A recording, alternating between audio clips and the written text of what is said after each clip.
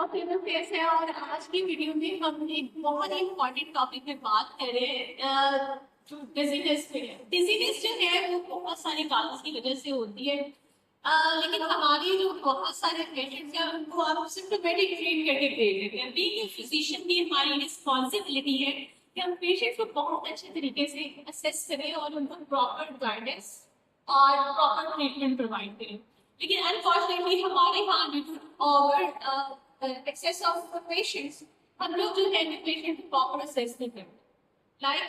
अभी मेरे पास इमरजेंसी में कुछ ऐसे पेशेंट्स आए जिनकी मेडिसिन और ट्रीटमेंट देके मुझे ये आइडिया हुआ कि एक्चुअली पेशेंट्स को सिम्टोमेटिकली तो ट्रीट किया गया है, लेकिन जो उनकी रूट काज है, अंडरलाइन काज है, उसकी बेसिस पर ट्रीट नहीं किया गया।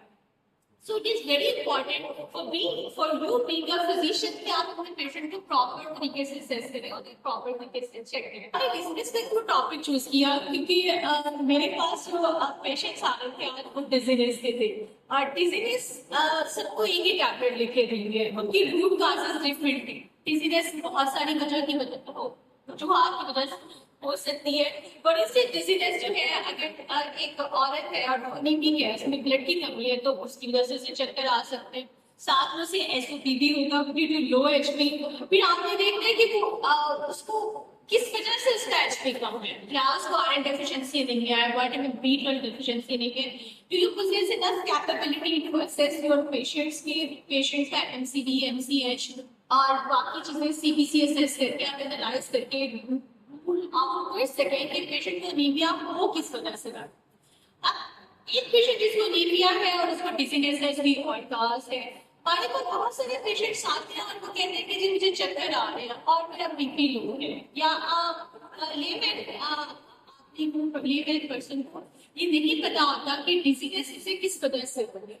लेकिन यू बीइंग अ फिजिशियन जब आप उसको सिम्टोमेटिकली ट्रीटमेंट के पेशेंट को दे देते हैं और वो फिर वक्ती तौर पर ठीक हो जाते हैं और फिर उसके बाद उन्हें एक फिजिशियन से दूसरी फिजिशियन से तीसरे फिजिशियन के पास बार बार धक्के लगाने, मतलब उन्हें बार बार पेशेंट्स को डिफरेंट फिजिशियन के पास चक्कर लगाने पड़ते हैं सिर्फ इस वजह से कि उन्हें अपनी जो उनका प्रॉब्लम है वो ट्रीट नहीं हो रहा होता है। तो ये बहुत इंपॉर्टेंट है कि आप पेशेंट्स के साथ जो उनका पेशेंट फिजिशियन रिलेशनशिप होता है उसे बरकरार रखें, उस ट्रस्ट को बिल्ड करें। और वो ट्रस्ट तभी बिल्ड होता है जब आप अपने पेशेंट को फुली सुनें, उसकी आपकी कैपेबिलिटीज हो एज अ फिजिशियन कि आप उसे असेस करने के बाद प्रॉपर ट्रीटमेंट लिखें और उनकी प्रॉब्लम जो है उसमें सॉल्व होता है। सेकेंडली अगर एक अपॉइंटमेंट है और उसे डिजीनेस या चेस्ट पेन है तो आप क्या सस्पेक्ट करेंगे। एक ओल्ड पर्सन में आपको पता है hyperlipidaemia, layering of the blood vessels, उनकी नालियां तंग हो जाती है, कोलेस्ट्रॉल हाई हो जाता है, उसको ब्लड फ्लो जो है वो ब्रेन की तरफ बढ़ते नहीं जा रहा। उसको चेस्ट पेन के साथ फर्दर इंडिकेट करता है कि दिल की जो नाली है वो भी तंग हो रही है। तो आपने उस पेशेंट को सर्व टैबलेट लिख दी या कोई भी डिजीनेस के लिए टैबलेट लिख दी, वो तो ट्रीट भी नहीं। आपने ऐसे पेशेंट को प्रॉपर उसकी टेस्ट करवाने और एनालाइज करने के बाकी टेस्ट हो गए, उसको कार्डियोलॉजी की तरफ रेफर करने के, उसे कैरोटिड आर्टरी स्क्लेरोसिस होती है। तो डिजीनेस के और भी बहुत सारे लक्षण हैं। यही हम कहते हैं कि ब्लड प्रेशर लो है, पेशेंट को डायरिया हुआ है या किसी और वजह से पेशेंट को फीवर है, उसकी भी डिजीनेस हो सकती है। फिर हम ये सोच सकते हैं अगर बाकी काजेस की तरफ देखें तो डिजीनेस समटाइम की वजह से भी होती है। डिजीनेस आपको हाई ब्लड प्रेशर की वजह से भी हो जाती है। डिजीनेस आपको जो है बाकी इधर कॉर्निया वगैरह डिसऑर्डर होता है, बैलेंस डिसऑर्डर होता है, तब भी आपको डिजीनेस हो जाती है। तो डिजीनेस के जो काजेस है वो बेशुमार है, बहुत सारे हैं। तो यू बीइंग अ फिजिशियन आपको असेस करना है कि रूट आउट करना है कि पेशेंट को डिजीनेस की वजह क्या है, किस वजह से पेशेंट को चक्कर आ रहे हैं और आपको उस केस में क्या स्टेप है।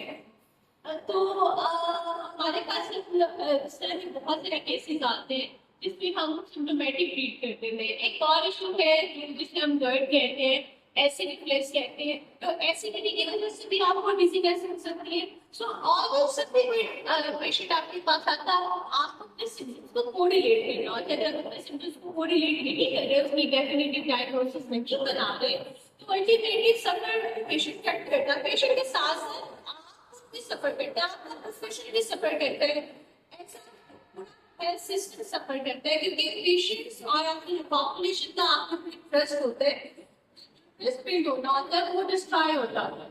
और ऐसा रिसर्च जैसे कहते हैं कि पेशेंट जो है हकीमों की दवाई खा के या उस तरफ जा रहे हैं, हो जाते हैं, उसकी रीजन ये कि आपने जो पेशेंट को प्रॉपर ट्रीट नहीं किया, वो तभी अल्टरनेटिव सोर्सेज की तरफ गया, उसने अल्टरनेटिव सोर्सेज के बारे में इग्नोर किया कि उसको डॉक्टर की दवाई से आराम नहीं आता। तो आपको प्रेग्नेंट डिजीजेस के केस में कोई डिजीज का केस आता है, आपका ब्लड प्रेशर लो है, फीवर है, आपको ज्यादा की वजह से डिजीनेस हो रही है, हाई ब्लड प्रेशर की वजह से हो रही है, या आपको समटाइम्स साइनोसाइटिस है, उसकी वजह से भी आपको सिम्टम्स आ सकते हैं, या आपको आइस की इशू है, आपकी आई से वीक है, उस वजह से भी आपको डिजीनेस और हेडेक जैसे सिम्टम्स आ रहे हैं, या आपको इनर इरिटेशन, आपको ये सिम्टम्स आ सकते हैं।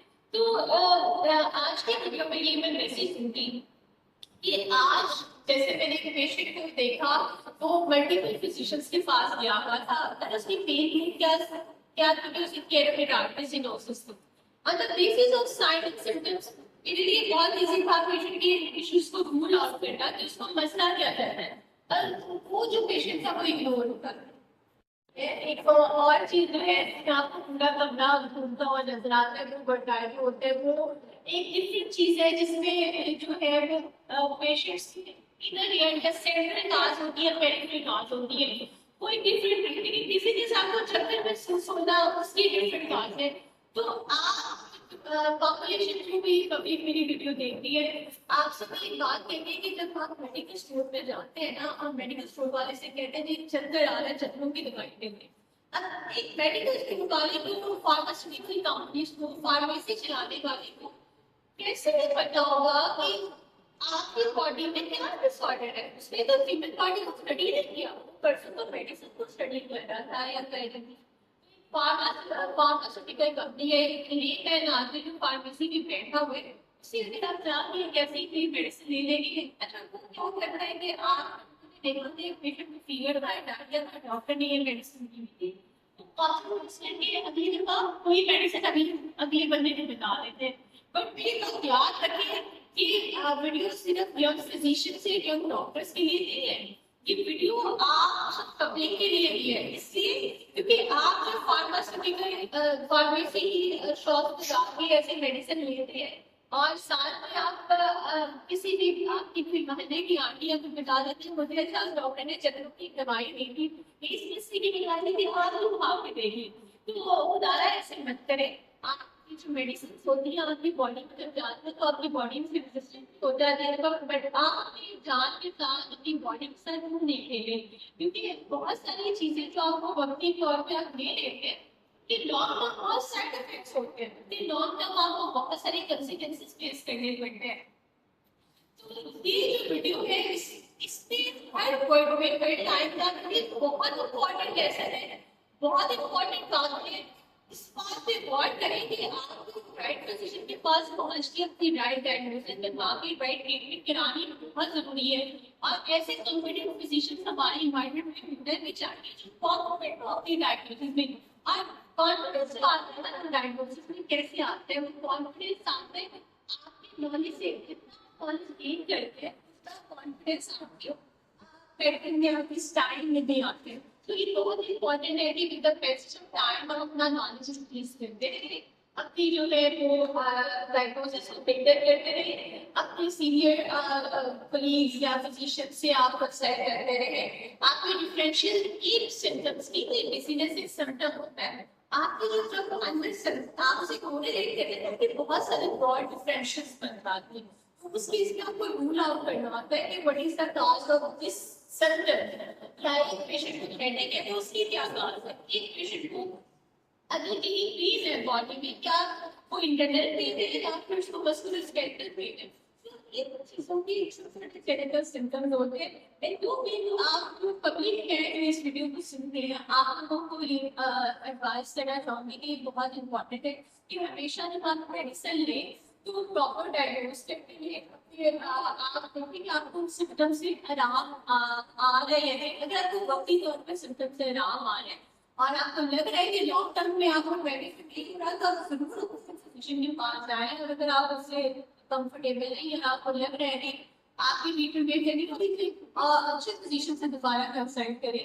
और अपनी जो डिजीनेस है या कोई भी प्रॉब्लम है उसको आप लाजमी जो है प्रॉपर असेस करके इसकी रूट काज को फाइंड आउट कर पाए, क्योंकि आपको एक कार्डियोलॉजिस्ट की भी जरूरत पड़ सकती है डिजीनेस है, आपको एक ईएनटी फिजिशियन की भी जरूरत पड़ सकती है, आपको एक गैस्ट्रोएंटरोलॉजिस्ट की मेडिसिन स्पेशलिस्ट की भी जरूरत पड़ सकती है, आपको एक आर्ट स्पेशलिस्ट की भी जरूरत पड़ सकती है। सो किसी किसी आपको स्पेशलिस्ट और कितने लोगों की जरूरत पड़ सकती है। तो आज की वीडियो really important है। थैंक यू सो मच कि आपने जो है वो इस वीडियो को देखा। प्लीज लाइक शेयर और सब्सक्राइब लाजमी करें, क्योंकि जब आप उसको लाइक शेयर और सब्सक्राइब करते हैं तो उससे मुझे भी मोटिवेशन मिलती है और मुझे देखिए एक आपकी तरफ से बूस्ट होता है कि मैं आपके लिए और बहुत सारी ऐसी वीडियो बनाऊँ। Thank you so much, take care.